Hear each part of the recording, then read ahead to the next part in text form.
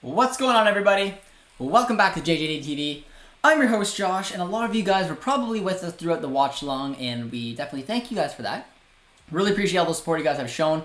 But we're here for the 5 takeaways. It'll be a relatively quick 5 takeaways because producer T and I have to go and see Buddy for his birthday. So we're going to basically kind of have a community 5 takeaways, but really I'm only doing 5. I'm doing 5 takeaways from the game. It's a big win. I mean, it was a relatively ugly game.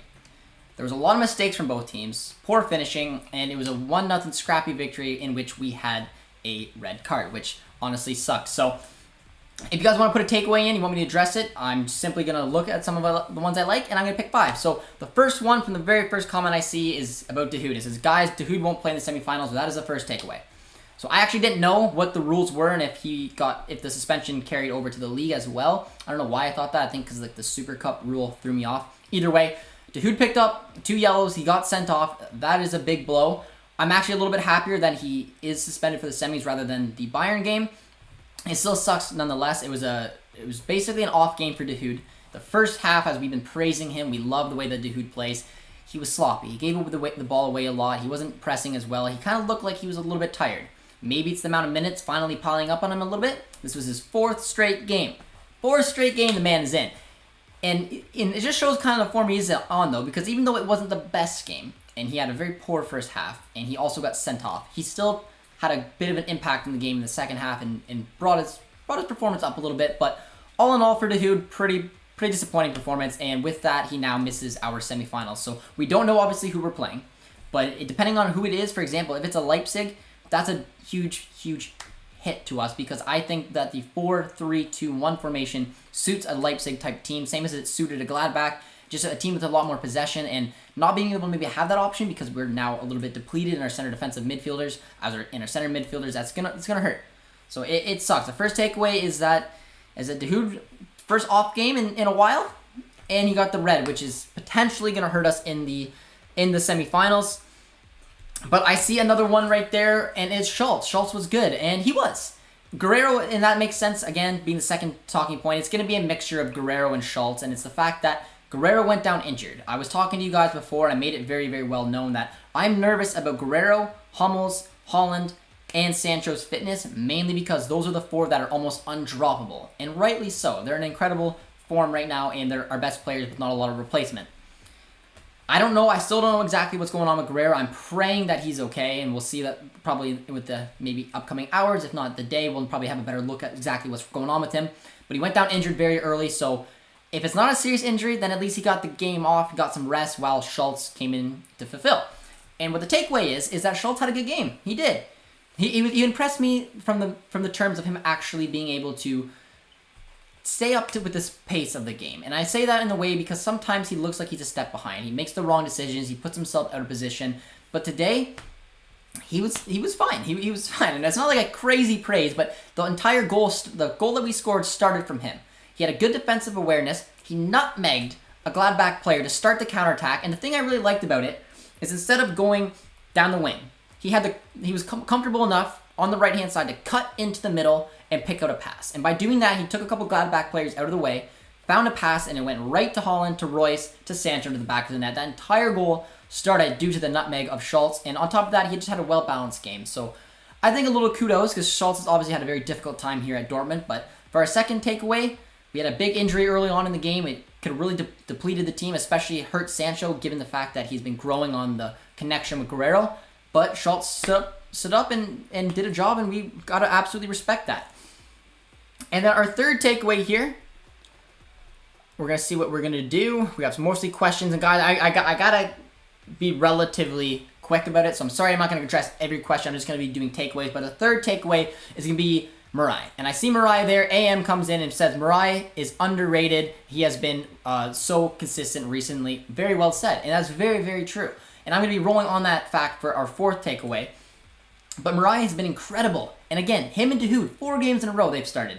I thought Mooney would have potentially got himself into this game just because, again, Morey being young, showing that he can do it consistently. That was a worry about Dahoud. This is Dahoud's first little blimp.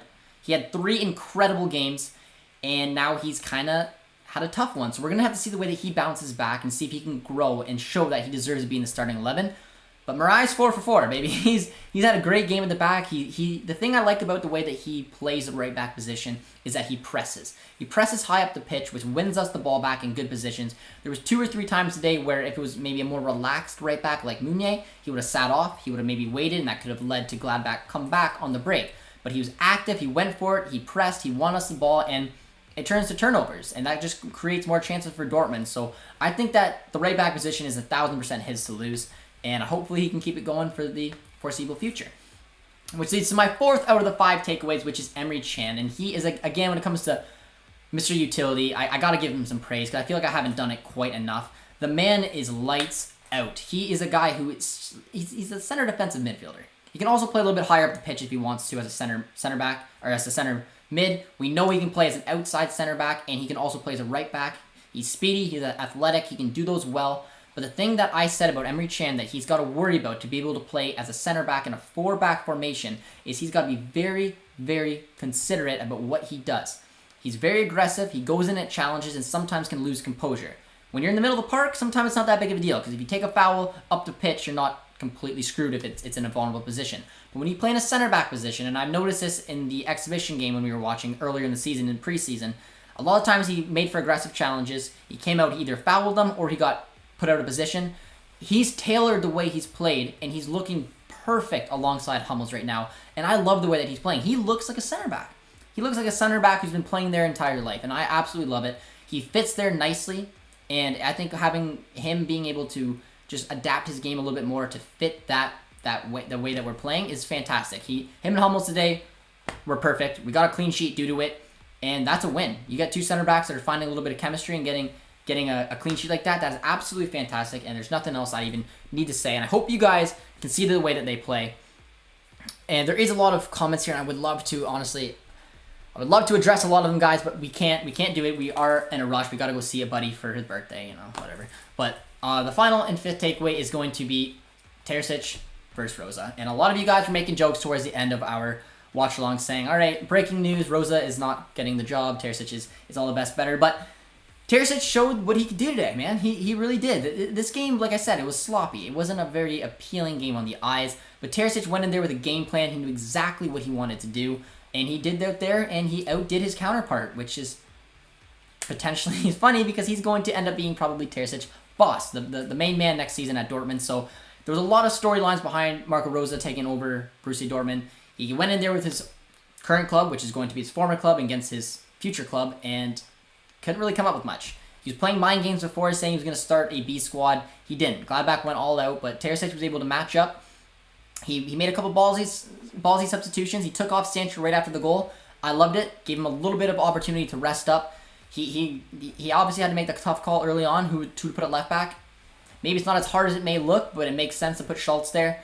And he saw the game out nicely. The team looked well organized. The back four looks much better. And I want to give him huge kudos. But I will do one extra one because this isn't going to be a crazy long live stream. The one other takeaway, and I gotta mention it, but Mark comes in and the save by Hitz was world class, and was it ever. I didn't know who was going to start this game. For example, looking over at Gladbach, you see that Stippel started in the game because he's their cup keeper. A lot of clubs do that. Barcelona's known for doing that. When Neto was there, he started all their cup games. It doesn't matter exactly even when it was. Even in some finals, you see a cup keeper start it because it's fair.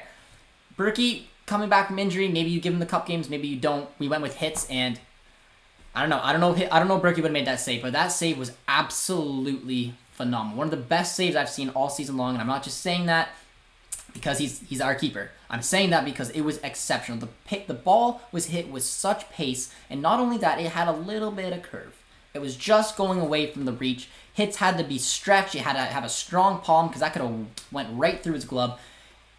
It was incredible. It was an incredible save. I'm not saying that Hitz is going to be our keeper because we're going to obviously probably go out and sign a new one, but for the rest of this season, I'm comfortable having Hitz start between the sticks, and I'm so excited he was able to have a huge difference in this game and making that clutch save. So, guys, everyone who joined us for the game, thank you guys so much for the support and the watch along. Everyone who subscribed, liked, it means the world. Our channel is growing so well, and I can't thank you guys enough for it. So if you are in here right now, before you duck out, just drop a little like. It does help the algorithm, which helps the channel grow, which helps us find more Dortmund fans and just people who enjoy, I guess, listening to me. But you guys are absolutely amazing. Sorry we couldn't get a little bit more into detail with the way that the game went, but it was an amazing game nonetheless. So those are our 5 takeaways. We're on to the semifinals, and next up is Bayern at the weekend. So we will be back with a preview for that, and we will be doing the watch along here on our channel as well, guys. So can't thank you guys enough, and until next time, be sure to comment, like, and subscribe, and we will see you soon.